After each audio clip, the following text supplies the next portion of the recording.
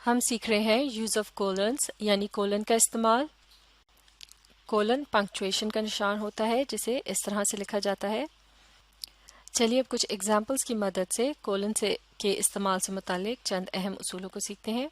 مل کر اس ایگزامپل کو پڑھیں گے۔ I want an assistant who can do the following۔ اس کے بعد کولن کا نشان استعمال کیا گیا ہے، یعنی اس حصے میں کہا جا رہا ہے کہ مجھے ایک اسسٹنٹ کی یعنی مددگار کی ضرورت ہے جو کہ مندرجہ ذیل یعنی نیچے جو دی گئی چیزیں ہیں انہیں جانتا ہو۔ اور اب کی بار یہاں جو ہے لسٹ یا جو چیزیں ہیں مختلف جن کے متعلق بتایا جا رہا ہے انہیں ایک ورٹیکل لسٹ کی صورت میں لکھا گیا ہے، یعنی ایک ہی لائن پر ان چیزوں کو کوما کے نشان کے ساتھ جیسے لسٹ ہوتی ہے اس طرح سے نہیں لکھا گیا، بلکہ ہر ایک آئٹم کو ایک فرق لائن پر لکھا گیا ہے۔ جیسے کہ پہلی چیز ہے ان پٹ ڈیٹا، اس کے بعد ہے رائٹ رپورٹس، اور پھر اس کے بعد کمپلیٹ دا فارمز، یعنی مجھے ایک ایسے اسسٹنٹ یا مددگار کی ضرورت ہے جو کہ جانتا ہو ان پٹ ڈیٹا، اس کے علاوہ رپورٹس کو لکھنے کا طریقہ بھی اس کو معلوم ہو، اور تیسری چیز ہے جو کہ فارمز کو کمپلیٹ کر سکے۔ اب اس کے مقابلے میں ایک دوسری اگزامپل کو دیکھتے ہیں جسے تھوڑا مختلف طریقے سے لکھا گیا ہے۔ The following are requested، یعنی مندرجہ ذیل چیزوں کی جو ہے وہ درخواست کی جاتی ہے یا ان کی ضرورت ہوگی۔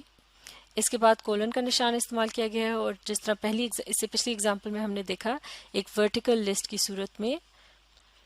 چھوٹے چھوٹے جملوں کی صورت میں ان چیزوں کا ذکر کیا گیا ہے جو کہ ریکویسٹ کی گئی ہیں یا جن کی درخواست کی گئی ہے۔ جیسے کہ پہلا اس جملے کو پڑھتے ہیں، straw hats for possible hot weather، یعنی تنکوں سے بنے ہوئے ہیٹس جو کہ گرمی سے بچا سکیں۔ اسی طرح سے لسٹ کا اگلا جملہ ہے سن گلاسز ٹو پروٹیکٹ آئیز، یعنی دھوپ کا چشمہ جو کہ آپ کی آنکھوں کو بچا سکے۔ پھر اس کے علاوہ water bottles to stay hydrated, یعنی پانی کی بوتلیں تاکہ آپ پانی ساتھ ساتھ پیتے رہیں اور پانی کی کمی نہ ہو آپ کو۔ تو ان دو طریقوں میں آپ یہ فرق دیکھ سکتے ہیں کہ پہلی چیز جو ان میں یا پھر دو اہم چیزیں جو ان میں ایک جیسی ہیں وہ تو یہ ہیں کہ انٹروڈکشن کے بعد یہاں کولن کے نشان کا استعمال کیا گیا ہے، یہاں بھی دوسری اگزامپل میں کولن کا نشان استعمال کیا گیا ہے۔ اس کے علاوہ ان دونوں ہی کنڈیشنز کے اندر دونوں اگزامپلس میں ورٹیکل لسٹ دی گئی ہے، یعنی ہر ایک بات کو یا ایک اہم نقطے کو ایک الگ لائن میں بیان کیا گیا ہے اور اگلے نقطے کے لیے ایک نئی لائن کا استعمال کیا گیا ہے، یعنی ایک ہی جملے کی صورت میں انہیں نہیں لکھا گیا۔ اب جو بات ان دونوں میں مختلف ہے وہ اس طرح سے ہے کہ پہلی اگزامپل میں آپ نے دیکھا کہ لسٹ کا جو ہر آئٹم ہے وہ اسمال لیٹر سے شروع ہو رہا ہے اور اس کے بعد کسی بھی پنکچویشن کا نشان یعنی فل سٹاپ وغیرہ کا استعمال نہیں کیا گیا، جبکہ یہ جو دوسری اگزامپل ہے اس میں آپ دیکھ سکتے ہیں کہ پہلا لیٹر جو ہے وہ یعنی کولن کے بعد آنے والی جو لسٹ ہے اس میں ہر جملے کا جو پہلا لیٹر ہے وہ کیپٹل سے شروع ہو رہا ہے اور اس کے آخر میں فل سٹاپ کے نشان کا بھی استعمال کیا گیا ہے۔ تو پہلی اگزامپل میں آپ نے دیکھا کہ لسٹ کا جو ہر آئٹم ہے وہ بہت مختصر ہے، یعنی 2 یا 3 الفاظ پر مشتمل ہے، جبکہ اس دوسرے اگزامپل میں ہم نے دیکھا کہ یہاں ایک آئٹم کے متعلق بات کرنے کے لیے تقریباً ایک چھوٹا سا جملہ استعمال کیا گیا ہے، یعنی زیادہ الفاظ کا استعمال ہے، جبکہ یہ بھی ایک مکمل جملہ نہیں ہے کیونکہ ان جملوں کے اندر جو ہے وہ وربس کا استعمال نہیں کیا گیا، یعنی ایکشن ورڈز کا استعمال نہیں آ رہا، جیسا کہ ایک مکمل جملے کے اندر ناؤن اور ورب کا ایک ساتھ استعمال ہونا ضروری ہے۔ لیکن اس دوسری اگزامپل میں ہر جملے کے شروع میں کیپٹل لیٹر اور آخر میں فل سٹاپ کا استعمال کیا گیا ہے، تو لہٰذا اس قسم کی لسٹ کو یعنی جب اس طریقے سے ورٹیکل لسٹ وغیرہ لکھی جاتی ہیں تو ان میں شروع کے لیٹر کو کیپٹل لکھنا اور آخر میں فل سٹاپ لگانا، یا پھر شروع کے لیٹر کو اسمال لکھنا اور آخر میں کوئی بھی پنکچویشن کا نشان نہ لگانا، ان دونوں میں سے کوئی سا بھی ایک طریقہ چنا جا سکتا ہے، یعنی دونوں ہی طریقے درست ہیں، لیکن اگر آپ نے ان دونوں میں سے ایک طریقہ چن لیا ہے تو پھر آپ کو چاہیے کہ آپ اس طریقے کا استعمال مستقل طور پر کریں، یعنی اپنی پوری پیسج یا تحریر کے اندر آپ نے صرف ایک ہی طریقے کا استعمال کرنا ہے۔ تو اس طرح سے اب ہم کولن کے استعمال سے متعلق اس اگلے رول کو سمجھ سکتے ہیں، مل کر اسے پڑھیں گے۔ When listing items one by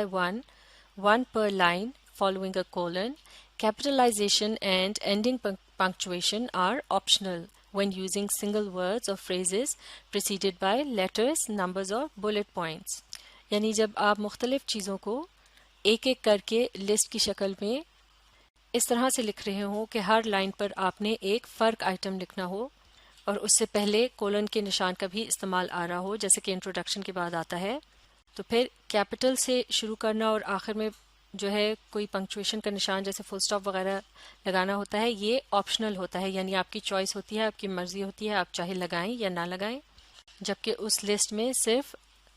ایک لفظ کے جو ہے الفاظ موجود ہوں، یعنی ایک لفظ والی لسٹ ہو یا پھر اس میں فریزز ہوں جیسے 2 سے 3 الفاظ کی ہوتی ہیں اور ان کے شروع میں لیٹرز جیسے کہ اے بی سی وغیرہ ہوتا ہے. جیسے لسٹ میں پہلی جو آئٹم ہے اس کے شروع میں آپ لکھ سکتے ہیں اے اور پھر اس کے بعد اس آئٹم کا نام جیسے بکس، اسی طرح سے بی اور پھر اس کے بعد آپ لکھ سکتے ہیں پینسلز. اس طرح سے آپ لسٹ بناتے چل جاتے ہیں. اسی طرح سے ان لیٹرز کی جگہ نمبرز کا بھی استعمال کیا جا سکتا ہے جیسے کہ 1 2 3 وغیرہ، اور اسی طرح سے بلٹ کے یہ جو نشان ہے اس طرح سے اس کا بھی استعمال کیا جا سکتا ہے. اب آگے پڑھتے ہیں. If each point is a complete sentence, capitalize the first word and end the sentence with appropriate ending punctuation. البتہ اگر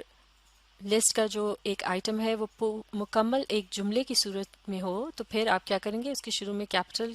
لیٹر کا استعمال کریں گے اور اس کے آخر میں فل سٹاپ کا نشان آئے گا یا جو بھی مناسب پنکچویشن کا نشان ہو وہ لگایا جائے گا. آگے پڑھتے ہیں. Otherwise there are no hard and fast rules except be consistent. البتہ اس کے علاوہ کوئی اس میں آپ پر پابندی نہیں ہے، آپ چاہیں تو اسے دونوں ہی طریقوں سے کر سکتے ہیں جیسا کہ ہم سیکھ چکے ہیں، لیکن آپ نے اس بات کا خیال رکھنا ہے کہ آپ نے مستقل طور پر یعنی کنسسٹنٹلی اس اصول کو فالو کرنا ہے. آپ دیکھتے ہیں کولن کے استعمال سے متعلق ایک اور مختلف قسم کی اگزامپل مل کر اسے پڑھیں گے. He got what he worked for, اور پھر ہے کولن کا نشان کا استعمال. He really deserve that medal, یعنی اسے وہ مل گیا جس کے لیے اس نے کوشش کی تھی، وہ یقیناً اس تمغے کا حقدار ہے. اس جملے کے یہ جو 2 حصے ہیں اگر ان پر غور کیا جائے تو یہ کیا ہیں، یہ دونوں ہی جو ہے انڈیپینڈنٹ کلازز ہیں، یعنی یہ اپنے طور پر ایک مکمل جملہ ہے اور اگر انہیں باقی کے حصے سے الگ کر کے بھی لکھا جائے تو یہ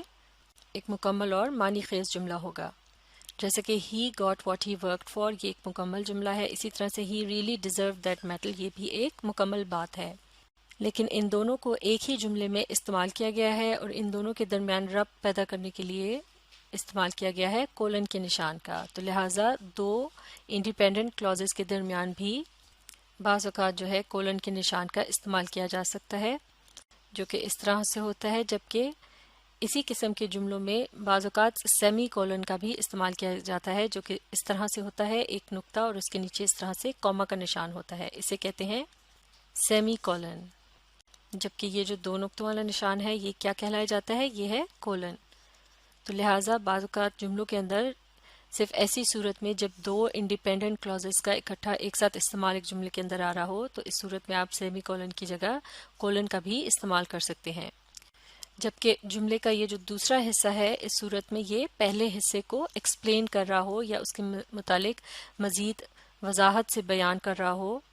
جیسے کہ جملے کے پہلے حصے میں صرف اتنا کہا گیا ہے کہ اس کو وہ مل گیا جس کے لیے اس نے کوشش کی، لیکن دوسرے جملے کا جو دوسرا حصہ ہے اس میں کلیئرلی اس بات کو بتایا گیا ہے کہ اسے کیا ملا، اسے میڈل ملا جس کا کہ وہ حقدار ہے.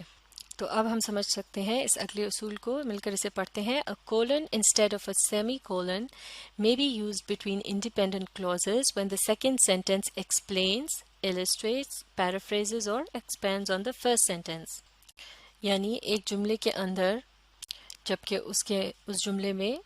انڈیپینڈنٹ کلازز کا استعمال کیا گیا ہو، جیسے کہ اس ایگزامپل میں ہم نے دیکھا، تو اس قسم کے جملے میں سیمی کولن کی جگہ کولن کے نشان کا استعمال کیا جا سکتا ہے، جبکہ اس جملے کا دوسرا حصہ جو ہے وہ پہلے حصے کو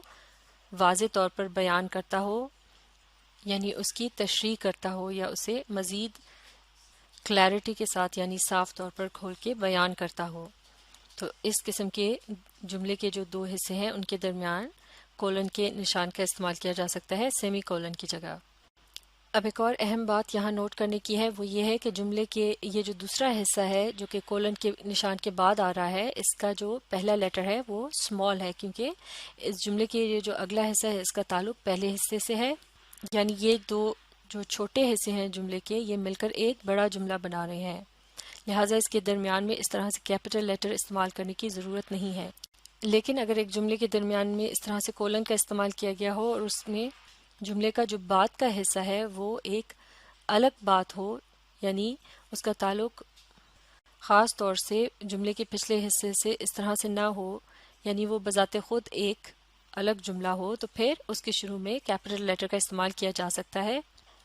جیسا کہ اس ایگزامپل میں کیا گیا ہے۔ اسے مل کر پڑھتے ہیں۔ Remember the old saying, think before you speak، یعنی یاد کرو وہ پرانی کہاوت، اور پھر اس کے بعد یہاں کولن کے نشان کا استعمال ہے اور اس کے بعد اس کہاوت کو بیان کیا گیا ہے، جس کا مطلب ہے پہلے سوچو پھر بولو، کیونکہ یہ جو کہاوت ہے یہ بذات خود ایک الگ بات ہے یا بیان ہے، تو لہٰذا اس کے شروع میں آپ دیکھ سکتے ہیں کولن کے نشان کے بعد جو پہلا لیٹر ہے وہ کیپٹل میں لکھا گیا ہے، تو لہٰذا کولن کا استعمال کرتے وقت ان باتوں کا دھیان رکھنا ضروری ہے۔ انہیں اچھی طرح سے سیکھنے کے لیے آپ اس ویڈیو کو ریپلے کیجئے اور اس کے ساتھ ساتھ پڑھنے، سمجھنے اور لکھ کر پریکٹس کرنے کی کوشش جاری رکھیے۔ کولن کے استعمال سے متعلق چند اور اہم اصولوں کو ہم اگلی ویڈیو میں سیکھیں گے۔